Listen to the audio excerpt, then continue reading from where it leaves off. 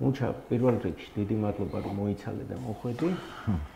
არ დავუმალავ და ორივეს ინტერესებშია ეს ხეობა, წარმოშობით ორივე იქიდან ვართ და საკმაოდ კარგი და ლამაზი ხეობა ვიყავით კიდევაც ჩასული გადამღები ჯგუფით, ვესაუბრეთ ადგილობრივებს. საკმაოდ ბევრი პრობლემებია პრინციპში დაიცალა სოფელი საბჭოთა პერიოდის შემდეგ უკვე ეტაპობრივად თითქმის აღარ არის 51 ადამიანია ბოლო მონაცემებით, ანუ ვინც რეგისტრირებულია, ჩაწერილია სოფელში. და ეს ყველაფერი გამოწვეულია საგზაო ინფრასტრუქტურის გამო. ერთ-ერთი ძირითადი მიზეზი, რა თქმა უნდა, ხო დენადობა არის სოფლებიდან დიდი ქალაქებისკენ ზოგადად.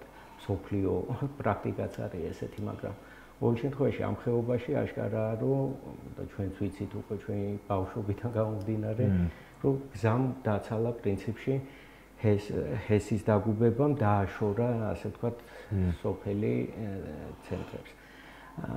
რამდენად მნიშვნელოვანია დღეს, რომ რაღაცა ადგილობრივი თემი აქტიური იყოს იმ მოთხოვნებში, რაც ვთქვათ, უნდა ითხოვდეს ცენტრალური ხელისუფლებისგან, რამდენად ცენტრალური ხელისუფლება ყურადღებიანია და ასე შემდეგ.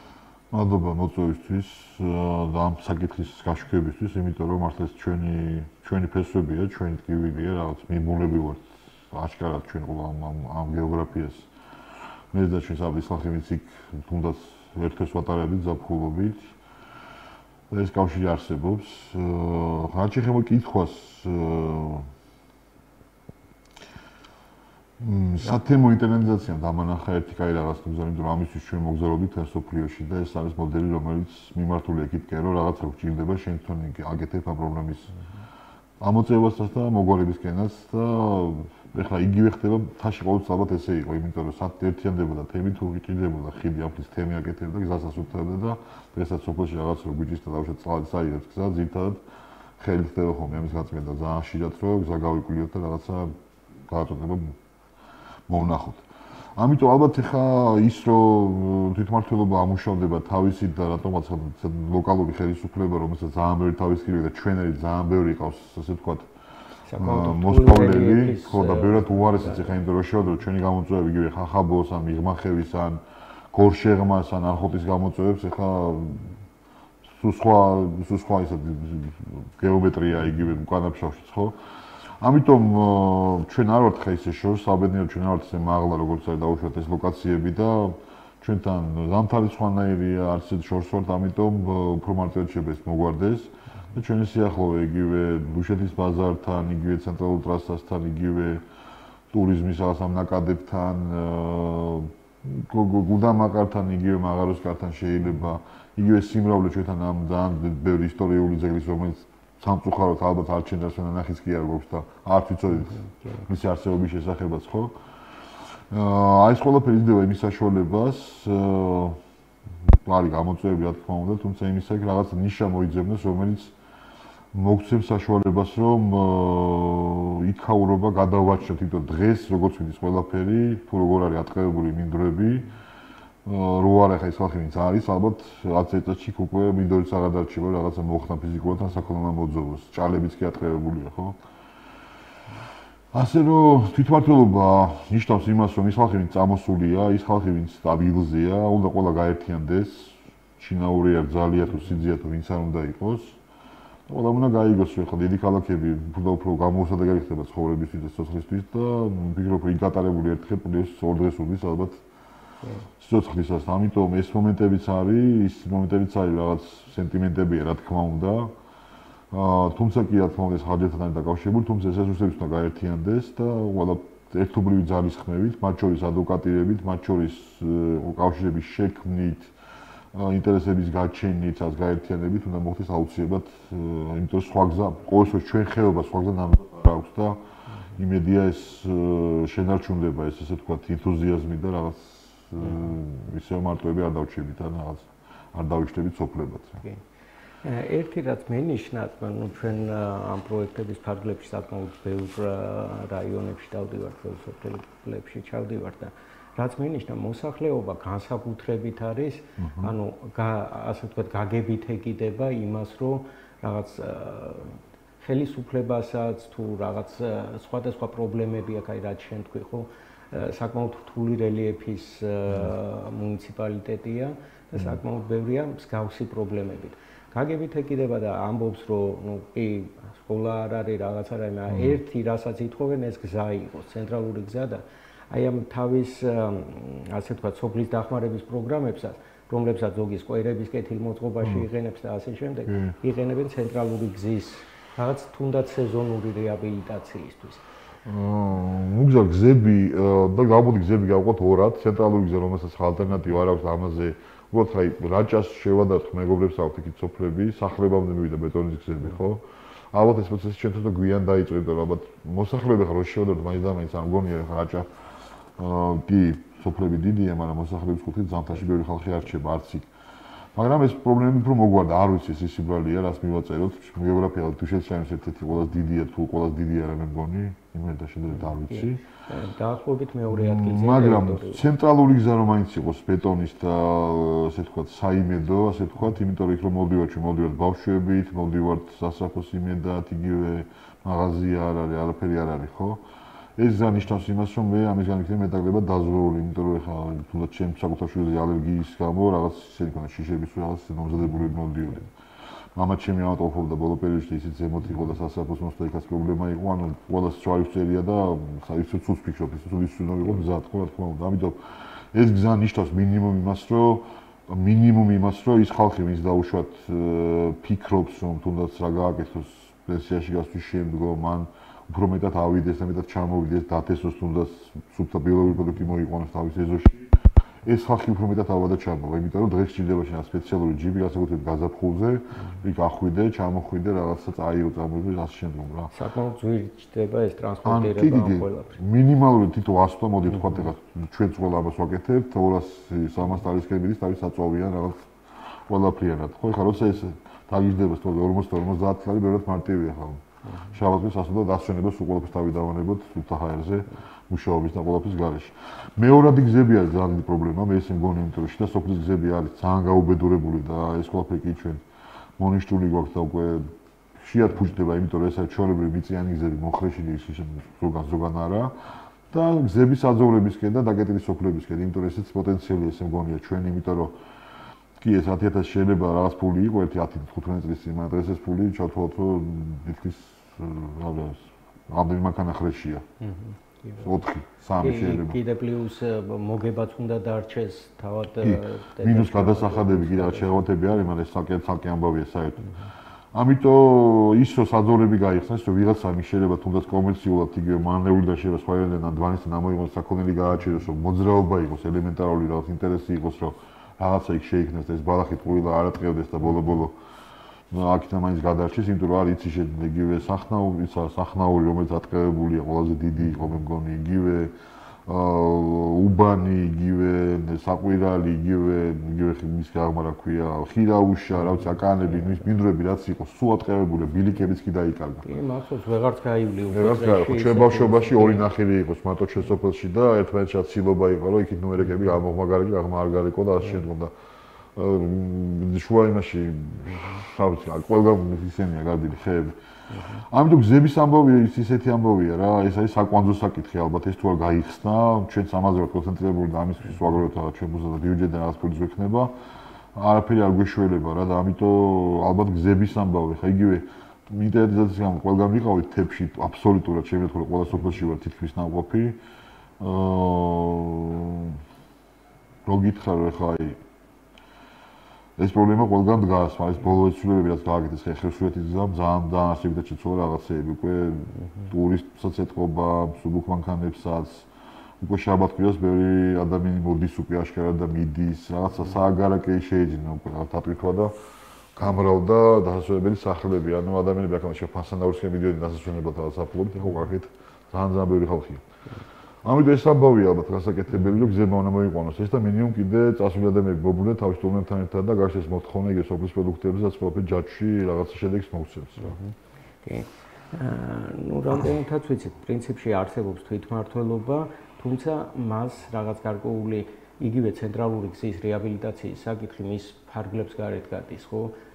ბეტონით მოპირკეთება და ეს უკვე ცენტრალური მთავრობის პასუხისმგებლობაზე გადადის.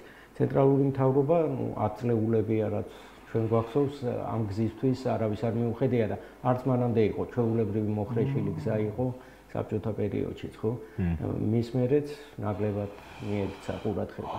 რამდენადაც ვიცი და არსებობს ესეთი ხოხის ხეობის განვითარების ფონდი და ეს ამ ფონდმა რაღაც გარკვეულწილად თვითმმართველობის მოდელი შექმნა და საკმაოდ კარგად აკავშირებს ადამიანებს, იქ ცხოვრებ ადამიანებს და თუნდაც ინიციატივების დონეზე იქ ახსენეს კიდევაც და ერთადაც ვიყავით იგივე მემორიალის გახსნაზე, როცა პირველი თხოვნა იყო, რომ ეს მემორიალი გახსნილიყო და საკმაოდ ინტენსიურად.